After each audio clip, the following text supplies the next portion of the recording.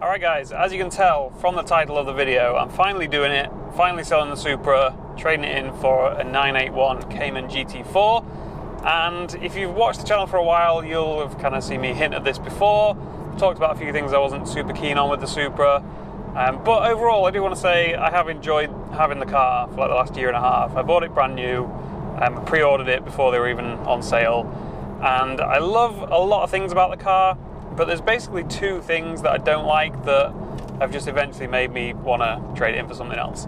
And also I've wanted a Cayman GT4 for literally years, since they were originally announced, like 2015 or something. So yeah, we are kind of killing two birds with one stone here. A very expensive stone, but yeah.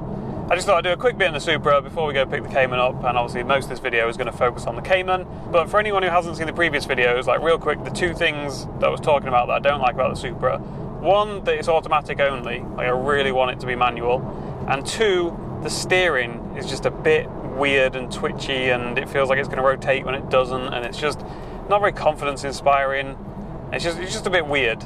And like, it's not just me, I've heard other people mention this. One of my friends, Carl, recently bought a Supra, and I bumped into him the other day, and his first thing was like, is yours a bit twitchy? And I was like, yeah. He's like, I'm going to take it for an alignment to see if there's anything wrong with it. I was like, yep, I did that as well within the first couple of weeks of having it.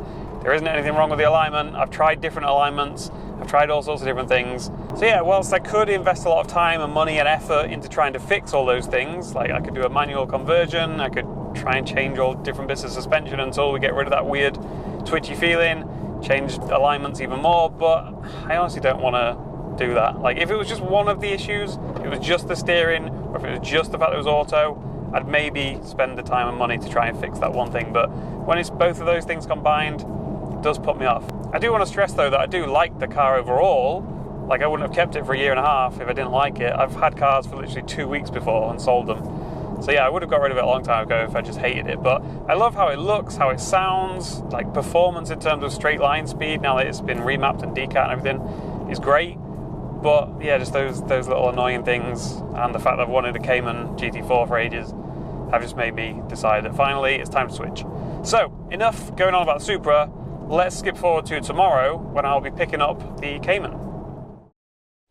So here we are with a Cayman GT4 in bright fucking yellow. It's very yellow, but I think it looks awesome. Obviously I'm sure you guys have seen plenty of pictures and videos of these before. Nothing too new to the internet at all, but it's new to me, and it looks really nice in person. The yellow I wasn't super keen on in pictures and stuff, but in person it's actually really nice. So yeah, I'll talk you through some of the options and stuff, because obviously Porsche are famous for having everything as an optional extra. On this one we've got carbon ceramic brakes, which is the first time I've had carbon ceramic brakes on any car. Even the R8 that I had was just good old steel brakes, and to be honest, the brakes were probably the worst thing about the R8. Like, the stock pads would just get absolutely destroyed whenever you went anywhere near a track. On this, obviously I've not had it on track yet. That is coming very soon. But on the road, they feel mega. Like, I'm really impressed by the brakes. Obviously I've not like fully stamped on the pedal yet, but they feel really sort of confidence inspiring on the road. But yeah, let me open it up and show you a few sort of first impression, like, interesting things. Obviously we've got the lovely carbon bucket seats from, I think they first appeared in the 918 Spider. That's what I always kind of think of whenever I see these, is the 918 Spider, but I might be wrong. They might have been in some other Porsche model before that. But yeah, the only thing I'm not keen on the spec, by the way, is the yellow seat belts. I might change them for black, but it's crazy expensive just to get different colour seat belts, so I don't know, I might leave that as it is. But yeah, manual gearbox, most important thing for me. It's a very nice manual to use as well. We'll go through like actual driving impressions in a bit. I'll stick a GoPro on the windscreen and we'll go for a proper drive. But for now, I just thought I'd show you around the kind of spec, I guess. These door handles, I thought, were just to help you sort of pull the door closed as you get in. Turns out, that's how you open the door as well. When you pull it, that actually moves and opens the latch. So the first time I came to get out of this car, I actually was like, how do I get out? There's no door handle. It took me a while to realise what you're supposed to do. Also, getting in and out is tricky because these bucket seats are actually like proper bucket seats. Like, getting in and out of this thing's a bit of a nightmare because it probably doesn't come across on camera, but that's about level with the sort of edge of the bucket now. And you can see from the top of that side all the way down to where your ass sits. It's quite a drop. So like getting in and out of this is actually quite an ordeal. I haven't found a good way of doing it without looking a bit stupid yet, but I'm sure I'll figure that out. Or not, I'll just carry on looking stupid forever. But yeah, enough waffle. Let's start it up, see how it sounds.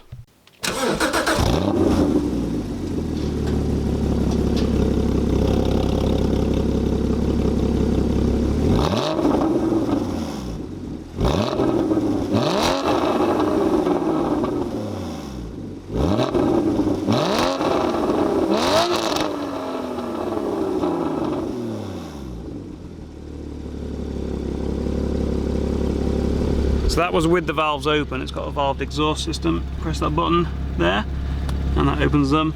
You can't start it up with them open, it just kind of defaults to off every time. So you just press that once you start it up. So the exhaust button, pretty self-explanatory like I said. The sport button doesn't actually do what I thought it did. I thought, like in most cars, it would just sharpen up the throttle response, which to be honest I don't usually like, because it usually makes it too sensitive.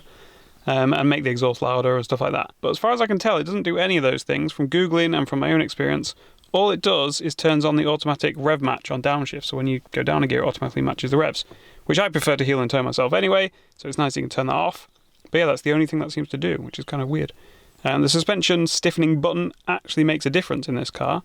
In the R8 and the M4 and other cars I've had that have had the adaptive damper stuff, you can never really tell that much difference when you turn it on or off. In this, it's actually really noticeable. And then moving on to ESC and traction control off, obviously self-explanatory.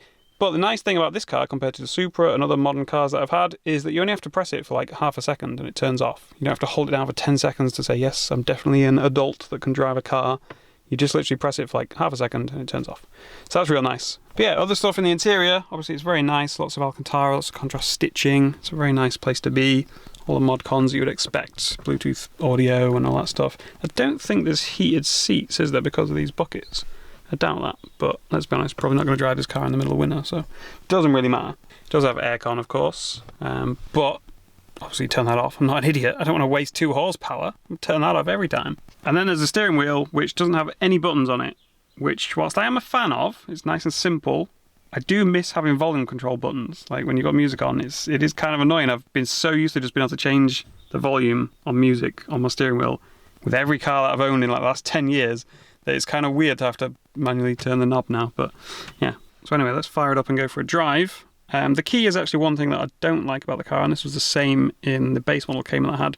Like, yeah, it's shaped like a car, very cute, but when you try and put it into the thing, that's as far as it goes. So like the rest of it sticks out, which if it's on a key ring, so I know it won't focus there, but if it's on a key ring, that means your keys are just like hanging down and hitting your knee. Like, it's very annoying having such a big bulky key that only goes that far in. Let me move the camera around here so you get a better idea. You see how much that sticks out? And again, key ring would be here, keys hanging down, my leg is right here.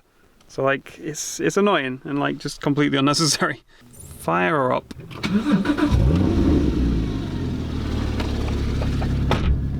Alright, so between the last bit of footage that you just saw and this bit of footage that I'm filming now, I have actually been done quite a lot more driving, and I also went to the unit and did some modifications to the car and put some new air filters in. I don't really count that as a modification, but I know some people do.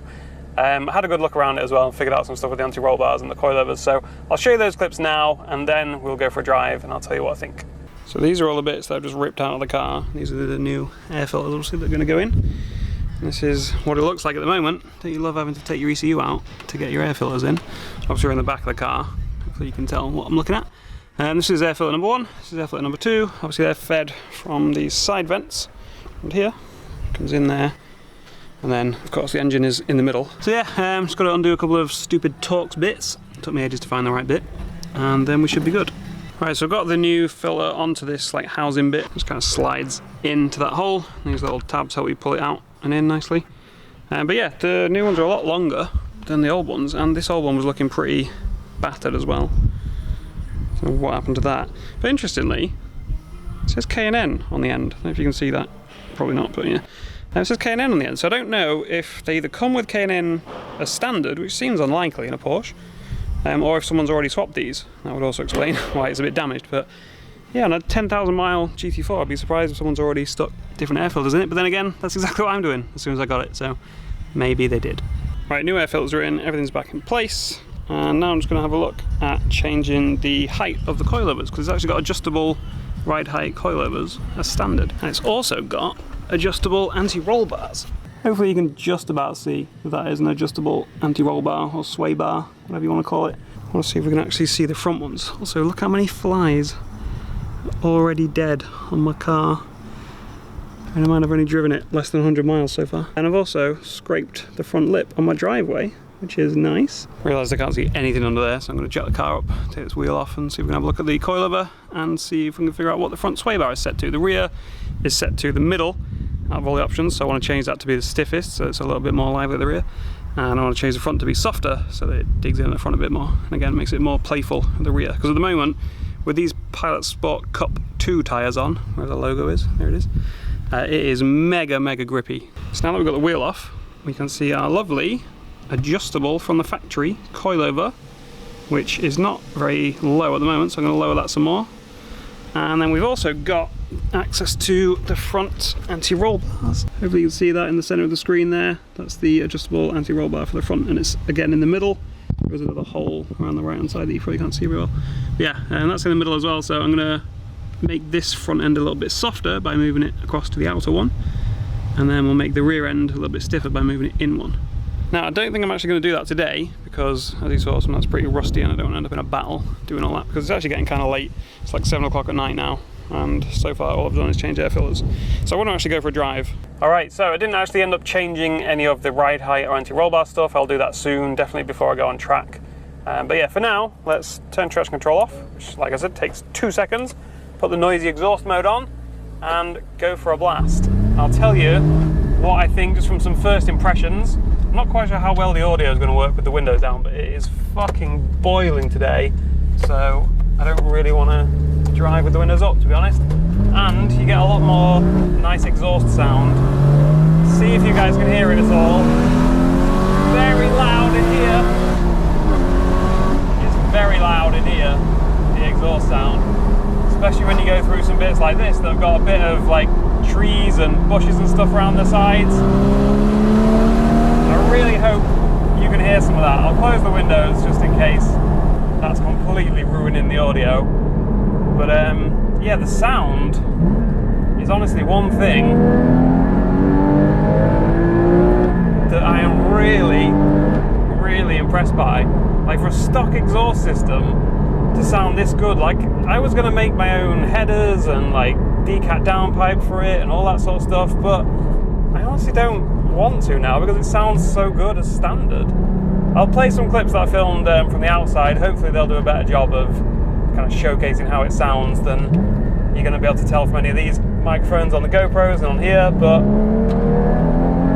yeah, the sound I've been absolutely blown away by. Like, when you go through just anything that's slightly enclosed, doesn't have to be a full tunnel or anything, but just, like I say, a few trees and stuff around the road with the windows open, it's just got such like a bark, and like it's hard to describe. It's quite a unique sound, but it just makes you want to floor it even more.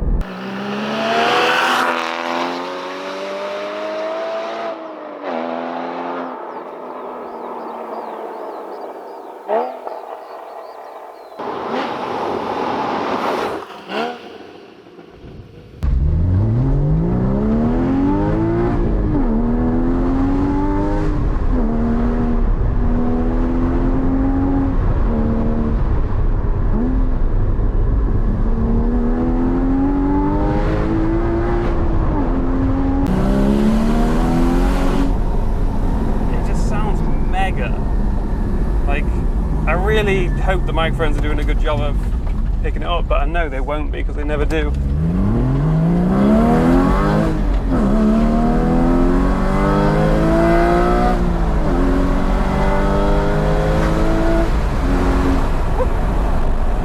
moves. While we're on the subject of sound though, the brakes squeal like mad when they're cold. Not even just when they're cold, when they're like warming up as well. I don't know if you can hear it now at all. See if you hear it here. Just as I've said that, it stopped doing it. When they get to a certain temperature, I did a little bit there. When they get to a certain temperature, they just squeal like mad. And then once they heat it up quite a bit, they're fine. But it's honestly like the worst brake squeal I've ever heard in my life. So yeah, it's something worth noting about carbon ceramic brakes, I guess. So yeah, it gets 10 out of 10 for exhaust and sound. The actual sound, like when you've got the windows up and you're just hearing the engine, isn't like that amazing. It's not like know, the V8s and V10s that just sound really good even without hearing the exhaust note. You do need to hear some of the exhaust for it to sound great, but say, as soon as you wind the windows down, you hear that plenty, so that's nice. Brake sound, like I say, is very annoying, but does go away when they heat it up. The actual performance of the brakes, obviously I've not been on track yet, I've not fully tested them out, I haven't like fully slammed on as hard as I can. I've tested them quite a bit on the road, like as much as you reasonably can on the road, and they feel really good. Like, they feel very confidence inspiring, I think is the word that I used before, and that's the best way to describe them. Like, the pedals are really firm, like they just stop straight away as soon as you give it like any pressure, but they're not overly sensitive. It's like a very fine line between, I've had cars before where slightest touch of the brake pedal and it like flings you forward. This isn't like that. You can brake gently and you can brake hard, but just as soon as you do put a little bit of effort in, it really slows down fast. So they feel very confidence inspiring. Now, in terms of straight line speed and that kind of side of things, let's compare it to the Supra. It's definitely not as fast as the Supra, at least with the remap and the decat. I think even the standard Supra feels a lot faster than this. Like, even if this might win in a completely fair drag race, like if you just compare the numbers, this should be slightly faster. But the Supra feels faster because you've got that turbo, you've got the mid-range torque and the low-down torque, whereas this is pretty gutless up until like mid-top end of the rev range. Like, I think it's about 5,500 where you really get a sense of like urgency from it. Let's drop it down to third here at 3,000. Let's drop it down to second or at 4,000. Nothing. Now it picks up. Yeah, it was literally 5,500 RPM that it picks up. Now, when I say nothing, obviously it's still accelerating before that point. It's just you don't really feel it. You can hear it and you can see it out the windows, but you don't really get any sense of being sort of pushed back in your seat at all. So yeah, you have to drop a lot of gears to get that sort of fun sense of acceleration. But yeah, I mean, having to drop gears and thrash it is part of the charm of a car like this, so I don't mind that. I will say the gearing is very long, like everyone complains about. Like, that's such a standard thing that every review mentions, but it is very true. Like, it was noticeable in the base model 2.7 litre Cayman that I had, and it's, I would say, even more noticeable in this, because in the base model it was like, well, yeah, you don't expect it to be fast, it's the entry level and it's only 2.7 litre. But this, I don't know, the gearing just does make it feel a bit sluggish sometimes. And just the fact that second gear goes all the way to like 85 miles an hour, you literally don't ever need to leave second gear, especially when all the power is up at the top end. So yeah, that is the one thing that lets it down. I have looked into getting a shorter final drive ratio in the diff, because I figured that would be cheaper and easier than getting like whole new gear sets. I know people do make shorter ratio gears. I figured, like, you know, I've swapped diffs and stuff before on drift cars. That seems a lot quicker and easier. Unfortunately, the diff, because of the engine layout, is like built into the gearbox basically. So I think it's pretty much just as big of a job to swap the diff. Well, not the diff, but yeah, the final drive ratio on the diff. Spoke to a company about it, and it's going to be like 6 or 7 grand just for like a 15% reduction in the final drive ratio, which would be nice, but that's a shitload of money for 10 or 15% reduction. Like, it would mean that second gear stops at like 70 mile an hour instead of like 85, something like that. Which, yeah, like I say, would be nice, but I don't know if I can justify spending all that just for that. So I don't know, we'll see. So that's the kind of power side of it. Yeah, not as fast as a Supra, but more fun to rev out and more kind of rewarding. And at the end of the day, it's still 380 brake. It's not a slow car by any stretch of the imagination. You just don't quite get that same sense of like being shoved back in your seat that you get with a turbo car. But like I say, the sound at higher revs makes up for that, really, because it just sounds mega once you're in that sort of 5,500, 6,000 rev range. And it redlines at like just under 8,000, so it's like 7,800. There's actually a little gear shift indicator thing built into the dash, you know, like a rev limiter light thing. That's the worst description ever. You know what I mean? It flashes when you're getting close to the red line, basically. Tells you when to change gear, because race car. In terms of handling, it's miles above the Supra and most cars that I've owned. I'd say the R8 is the only thing that comes close, and it's been so long since I drove the R8, I can't do a fair comparison really.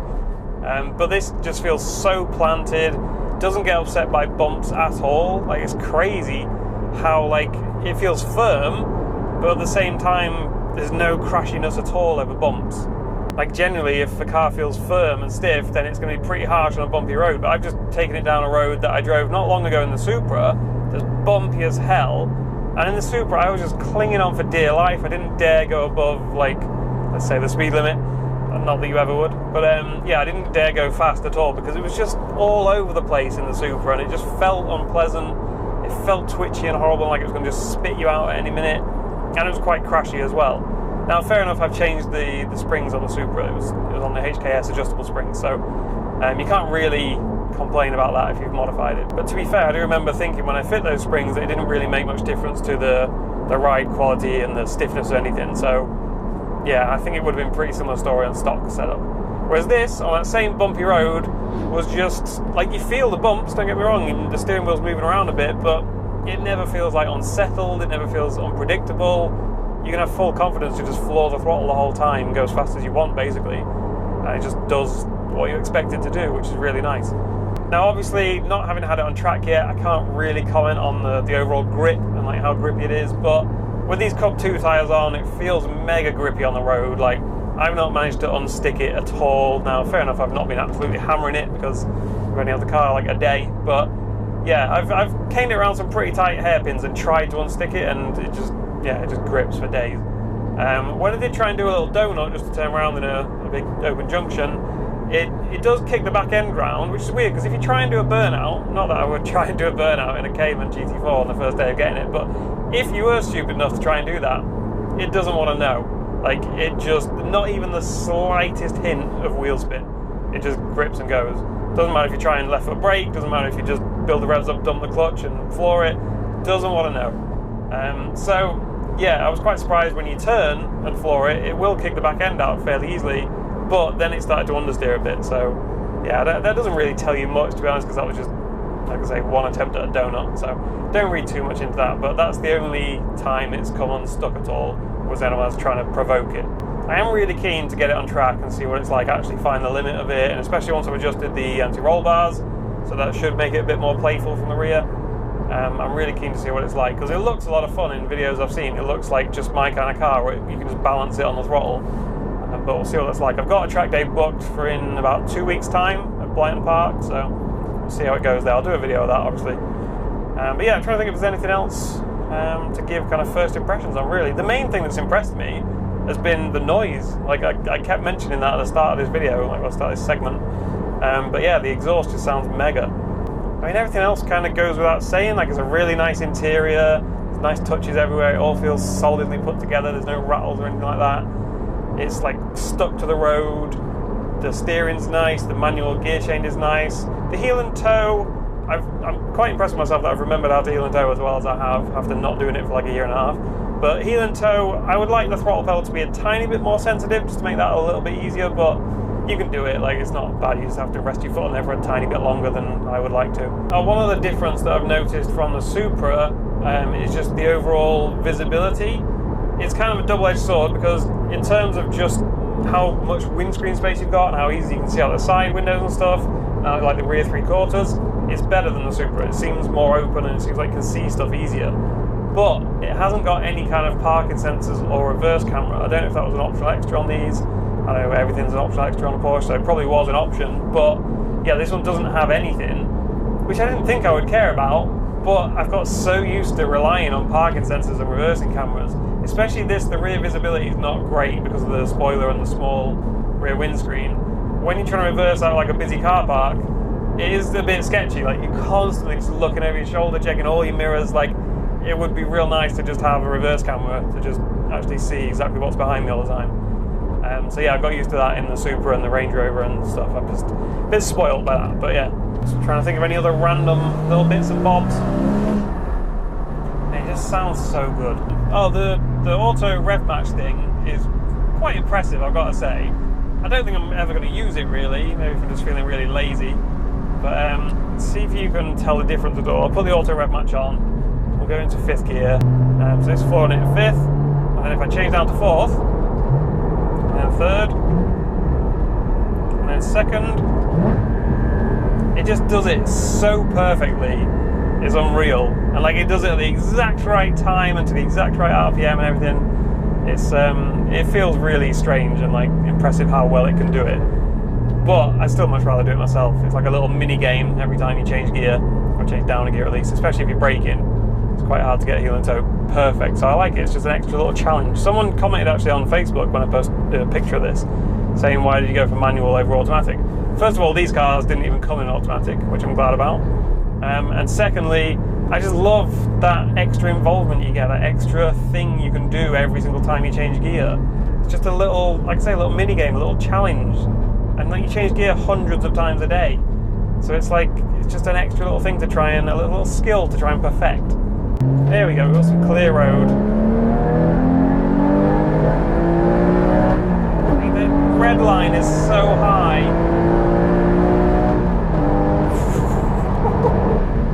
The red line's just so high, man. It just keeps going for what seems like forever.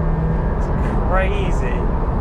But yeah, you do end up getting up there in speed pretty easily because you want to just keep revving it out. Like, it just encourages you. And because the gearing's so long, like once you're out of second gear, you're already doing over the speed limit. So it's kind of like, yeah, it's a bit sketch. On the plus side though, it does have a much better sense of speed than the Supra and any like modern BMW or Audi or anything like that.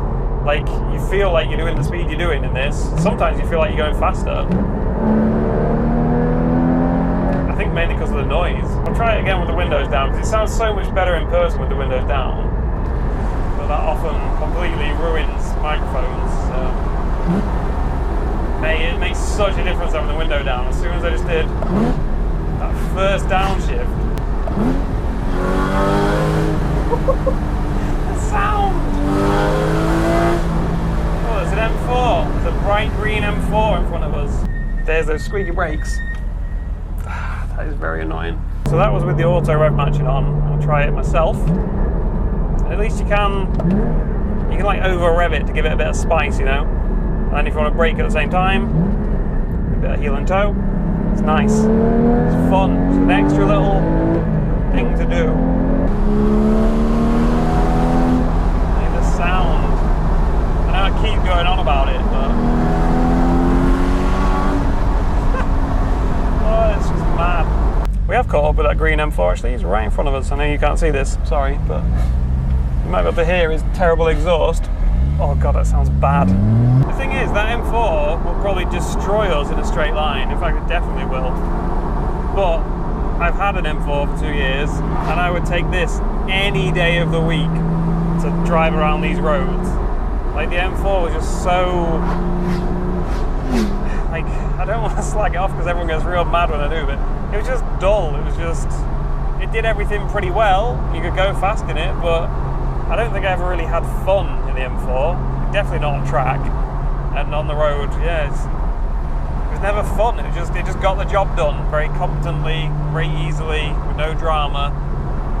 But there's no like fun quality about it, no sports car quality about it. Whereas this, you just got to do that, and it's instantly fun. Like, there's the sound.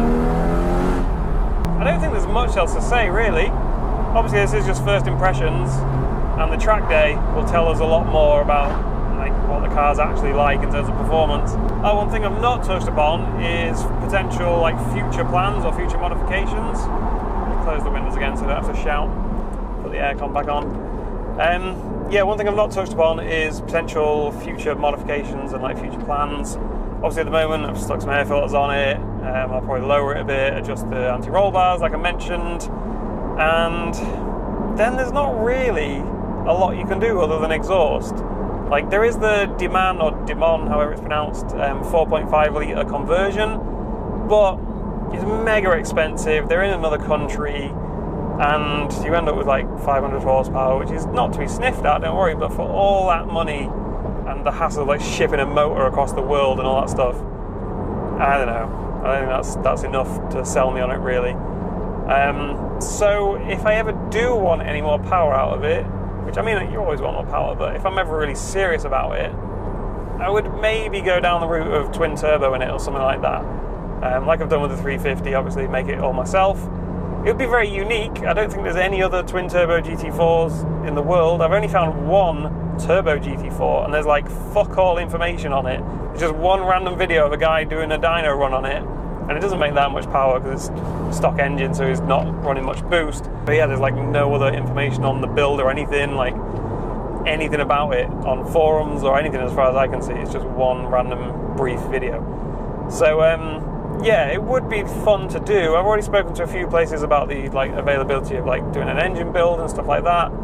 I think I finally found some rods and pistons and stuff for it, but yeah, I don't know. It's obviously going to be a very expensive, very big project. It would completely destroy the resale value, and this is the most expensive car I've ever bought. Like, you would think the R8 would have been more expensive because from the factory, like brand new, they would be nearly double the price of what this was brand new. But the way these have held their prices in the used market, in fact, they've actually gone up compared to how much an R8 drops. Yeah, the R8 was like 72 grand, I think. This was like 76. I did get them to knock a grand off, but yeah, even so, it's still 75.